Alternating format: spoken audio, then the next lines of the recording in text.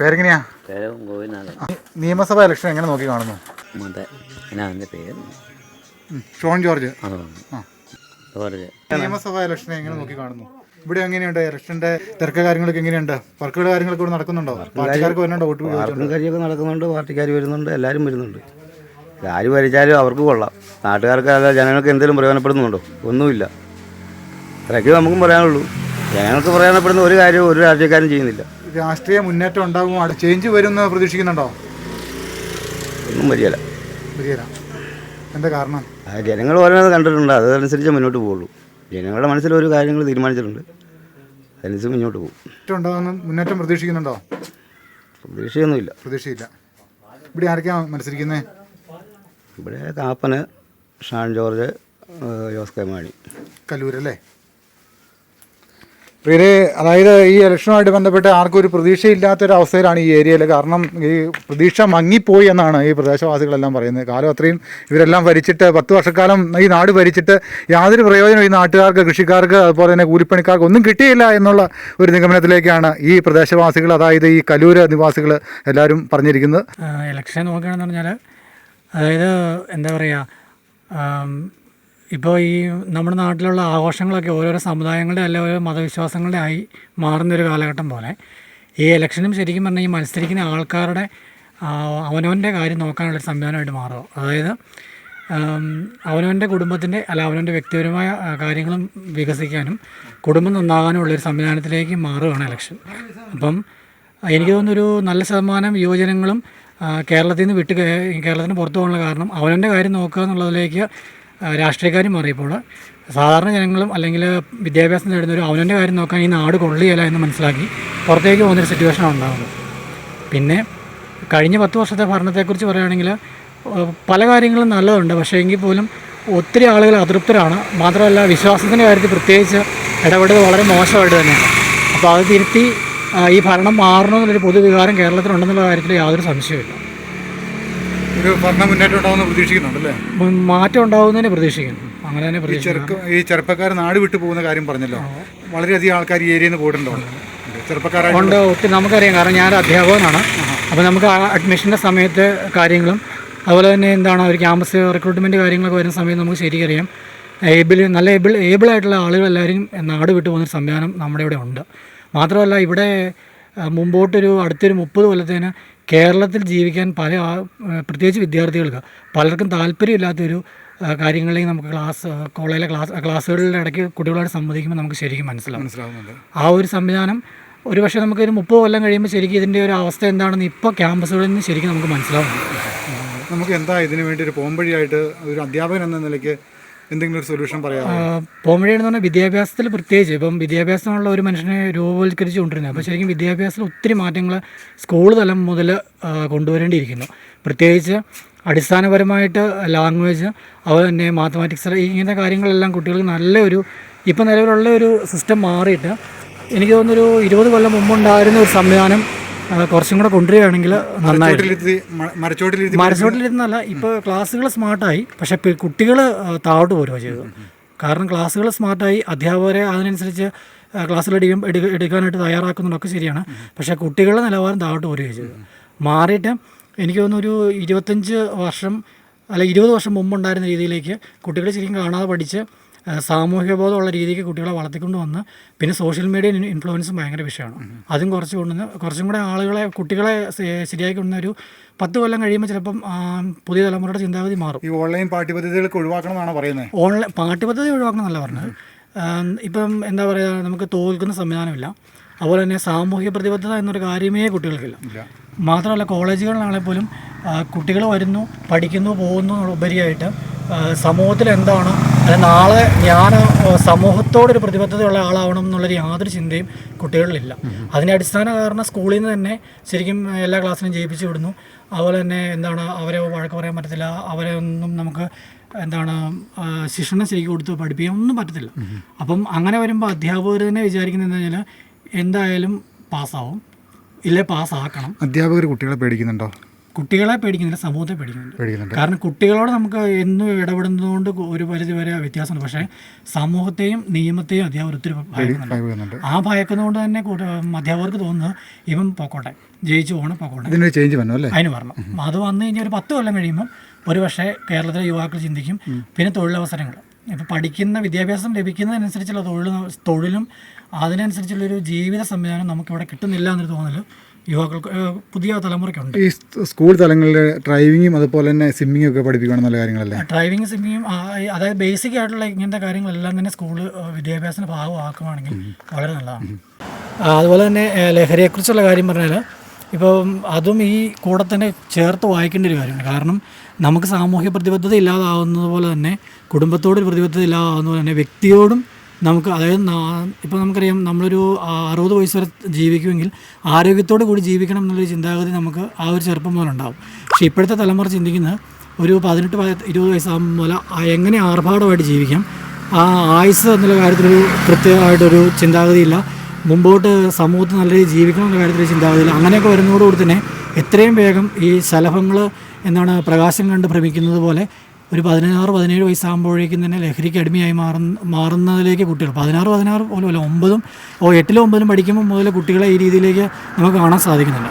അപ്പോൾ അങ്ങനെയുള്ള കുട്ടികൾ വളർന്നു വരുന്ന സ്വാഭാവികമായിട്ടൊരു 18 വയസ്സ് 20 വയസ്സ് അപ്പോൾ സമൂഹത്തിലെ ഒരു പൗരൻ എന്നുള്ള രീതിയിലേക്ക് വരുമ്പോൾ ഈ കുട്ടികൾ പൂർണ്ണമായിട്ടും ഏതാണ്ട് ലഹരിക്ക് അടിമയായി മാറുന്ന ഒരു സംവിധാനം നമ്മൾ കാണുന്നുണ്ട്.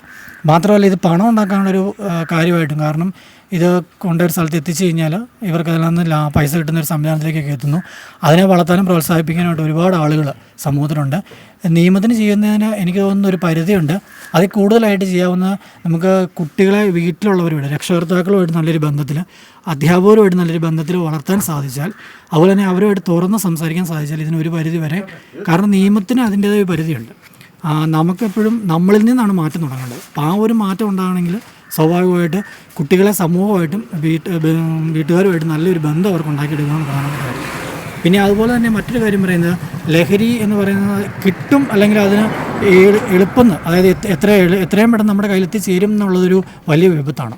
അപ്പോൾ സ്വാഭാവികമായിട്ട് നമുക്ക് ചെയ്യേണ്ടതെന്ന് പറഞ്ഞാൽ ഈ ലഹരി ഒരു കാരണവശാലും സമൂഹത്തിൽ കുട്ടികളുടെ കയ്യിലോ അല്ലെങ്കിൽ അതുപോലൊരു അവസ്ഥയിൽ എത്താതിരിക്കാനുള്ള ശ്രമം നിയമപാലകരുടെ ഭാഗത്തു നിന്നുണ്ടാവണം.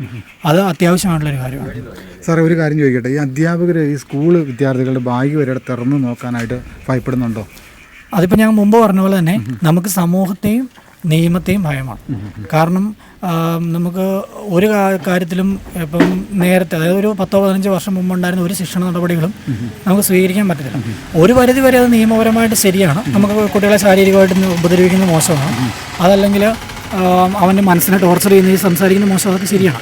പക്ഷേ ആ ഒരു 10-15 കൊല്ലം മുമ്പുണ്ടായിരുന്ന കുട്ടികളെക്കാൾ കൂടുതൽ ഇന്നത്തെ കുട്ടികൾ ഒരു പരിധി വരെ ടെററാണെന്നുള്ള രീതിയിൽ തന്നെ നമുക്ക് പറയേണ്ടി വരും. എന്തെങ്കിലും ലഹരി പദാർത്ഥങ്ങൾ ബാഗിലുണ്ട് എന്നൊരു ഇൻഫർമേഷൻ കിട്ടിയ ഒരു അധ്യാപകന് ധൈര്യമായിട്ട് പരിശോധിക്കാൻ പറഞ്ഞാൽ നമുക്ക് ഇൻസ്റ്റിറ്റ്യൂഷൻ്റെ അറിവോടുകൂടി അല്ലെങ്കിൽ അവരുടെ അനുഭവത്തോടു കൂടി ചെയ്യാമെന്നുള്ളതിന് അപ്പുറത്തേക്ക് റിപ്പോർട്ട് ചെയ്യാം വേണമെങ്കിൽ എന്നുള്ളതല്ലാതെ അതിനൊരു ആക്ഷൻ എടുക്കാൻ നമുക്ക് ഒരു അധ്യാപകനെ സംബന്ധിച്ച് റിസ്ക്.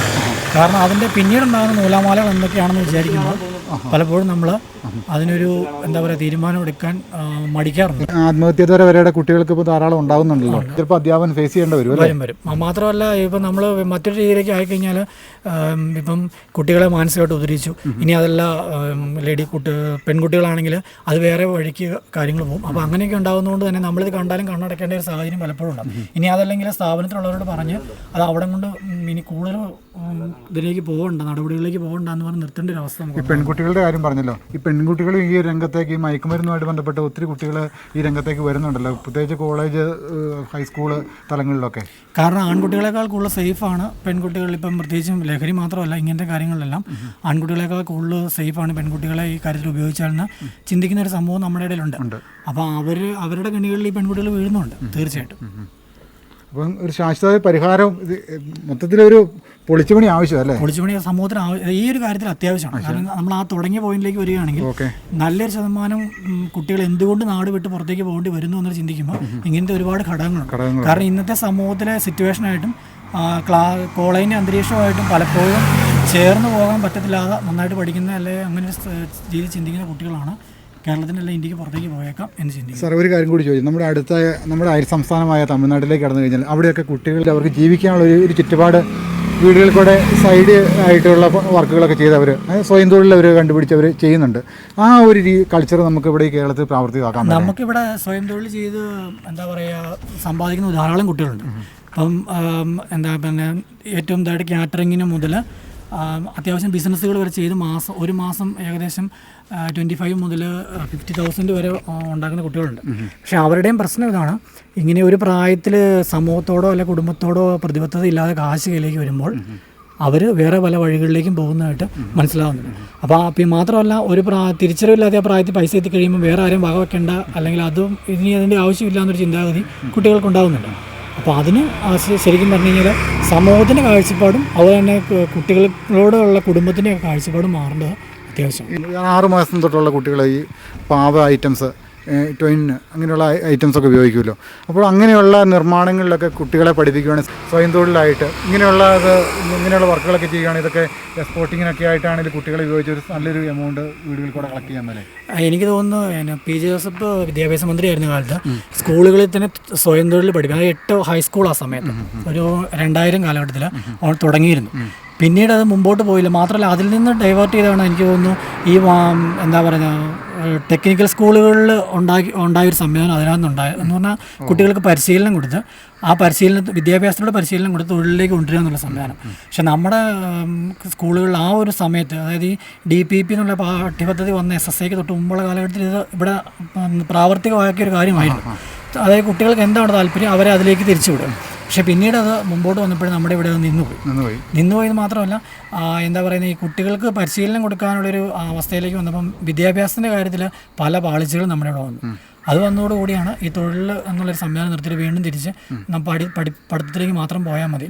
മാത്രമല്ല പല കാര്യങ്ങളും ഇപ്പം നമുക്ക് പെട്ടെന്നൊരു ക്രൈസിസ് ഉണ്ടായാലും അത് കൈകാര്യം ചെയ്യേണ്ട അങ്ങനെ ട്രെയിനിങ്ങുകൾ കൊടുക്കുക, ഇതൊക്കെ സ്കൂളിൽ ഒരു സമയത്ത് 2000 മുതലുള്ള 2005 കാലഘട്ടങ്ങളിൽ കുട്ടികളെ അതിനുവേണ്ടി ഒരു സെഷൻ ഉണ്ടായിരുന്നു. കുട്ടികൾക്ക് വേണ്ടി പെട്ടെന്നൊരു ആക്സിഡൻറ്റ് ഉണ്ടായി എന്ത് ചെയ്യാം, ആ പ്രഥമ ശുശ്രൂഷ എങ്ങനെ നൽകുക, ഇതെല്ലാം ഉണ്ടായിരുന്നു.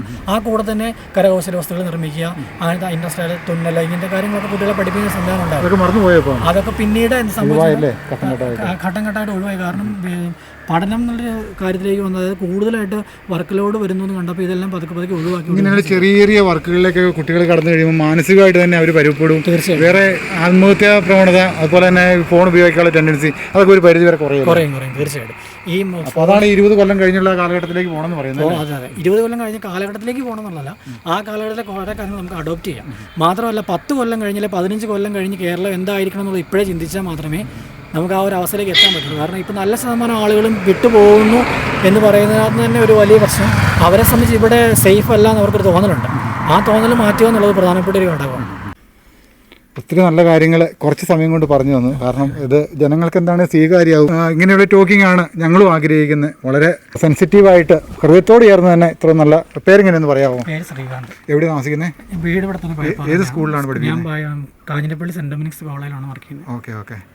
കോളേജിൽ തന്നെയാണ് പഠിപ്പിക്കുന്നത്? അല്ല, ഞാൻ അവിടെ BCom ലാംഗ്വേജ് ആണ് എടുത്തത്. അതെ അല്ലേ? എത്ര കാലം എവിടെ ആയിട്ടാ? ഇപ്പോൾ 7ാം ക്ലാസ്. Okay, thank you.